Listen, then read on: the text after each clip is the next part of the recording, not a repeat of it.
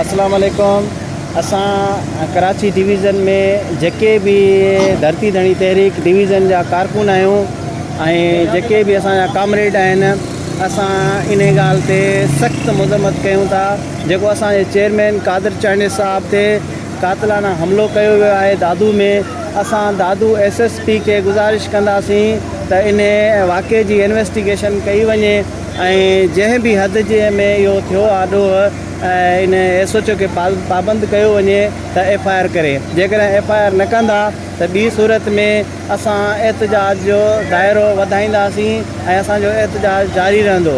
हे जेको कातिलाना हमिलो कयो आहे जंहिं भी कयो आहे त इहा उन्हनि पंहिंजी बुज़दिलाना जेको आहे सो ज़ाहिर कई आहे ऐं उन्हनि पंहिंजी कमज़ोरी ज़ाहिर कई आहे। कादिर चांडियो साहब धरती धणी तहरीक जो चेयरमैन आहे ऐं हिकु वाहिद माण्हू आहे इन पूरी सिंध में जेको सिंध जी ग़रीब आवाम जे लाइ आवाज़ु उथारियो आहे ऐं भाऊ कादिर चांडे सिंध जी ग़रीब आवाम जे लाइ आवाज़ु उथारियो आहे त असां भाऊ कादिर चांडे साहब सां सभु गॾु आहियूं।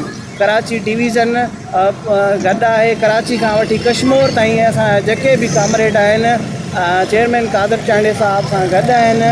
हिननि कातिलानो हमिलो करे ऐं कादिर चांडे साहब खे कमज़ोर करण जी कोशिशि कई आहे, पर कमज़ोर न, पर कादिर चांडे साहब हिन अञा भी जेको आहे सो हिननि खां वधीक आहे ऐं इंशाअल्लाह जेको आहे सो सिंध जी जेका भी आवाम आहे, जेके हक़ सच ते माण्हू बीठा आहिनि, उहे कादिर चांडे साहब सां गॾु आहिनि।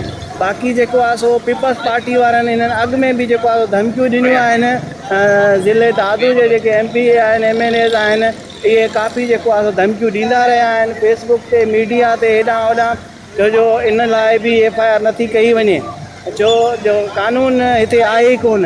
जेके भी चोर आहिनि, करप्ट आहिनि, सिर्फ़ु पुलिस भी उन्हनि जे इशारनि ते हले थी। असां वधि मां वधि अपील कंदासीं DIG सिंध, IG सिंध ऐं CM सिंध वज़ीर आला मुराद अली शाह साहब के त जेको आहे सो हिननि जी वेरिफिकेशन कराई वञे। जेकॾहिं न थींदी त पोइ जेको आहे सो असां एहतजाज जो दाइरो वधाईंदासीं ऐं पूरी सिंध में एहतजाज कयो वेंदो। Thank U.